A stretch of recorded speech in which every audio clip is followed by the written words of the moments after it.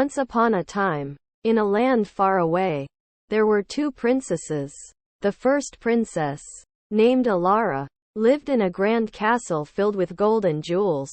She had everything she could ever want: beautiful dresses, delicious foods, and many servants to attend to her every need. Alara was known far and wide as the rich princess.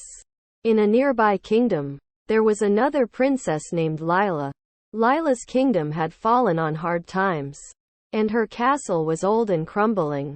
She didn't have fancy dresses or exotic foods. Instead, she wore simple clothes and helped her people farm the land.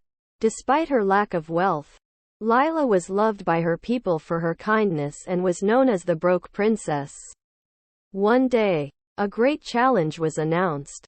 A terrible dragon had been terrorizing the lands, and the king who could defeat it would earn a vast fortune and the title of the bravest kingdom. Both Alara and Lila heard of this challenge. Alara saw it as an opportunity to showcase her kingdom's wealth and power, while Lila saw it as a chance to bring prosperity back to her people. Alara set out with a large, well-equipped army, carrying the finest weapons and armor money could buy. Lila, on the other hand, had only a small group of volunteers, armed with whatever they could find. As they journeyed towards the dragon's lair, Alara's army was confident, mocking Lila's humble group for their poor appearance. When they finally reached the dragon's lair, Alara's army charged in, making a lot of noise and commotion. But the dragon was powerful and cunning. It easily outmaneuvered Alara's forces, using its fiery breath to create chaos.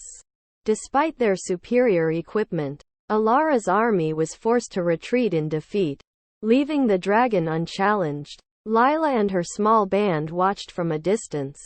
Learning from Alara's mistake, they realized that to defeat the dragon, they needed not strength and wealth, but cunning and bravery. That night, Lila devised a plan. Instead of attacking the dragon head-on, they would use their knowledge of the land to their advantage. The next morning, Lila led her volunteers in a careful approach, using the natural landscape to hide their movements. They set traps in the dragon's path, using their wits to outsmart the beast. When the dragon was finally ensnared, Lila approached it, not with a weapon, but with an offer of peace. She promised to find a new home for the dragon, where it could live without threatening the kingdoms. To everyone's surprise, the dragon agreed. It had been angry only because its home had been destroyed by humans. Lila's compassion and understanding had done what no weapon could.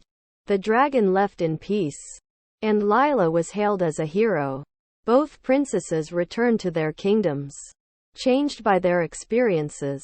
Alara realized that wealth and power were not everything, and she began to use her resources to help her people rather than just showing off her wealth. She became a better ruler. Inspired by Lila's example, Lila's kingdom prospered once again, not just because of the treasure they received for defeating the dragon, but because of Lila's leadership and the love of her people.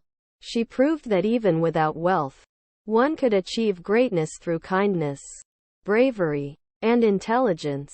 And so, the rich princess and the broke princess became the best of friends, their kingdom's allies. They learned from each other that true wealth was not in gold or jewels, but in the hearts of their people and the bonds between them. And they lived happily ever after, ruling their lands with wisdom and compassion.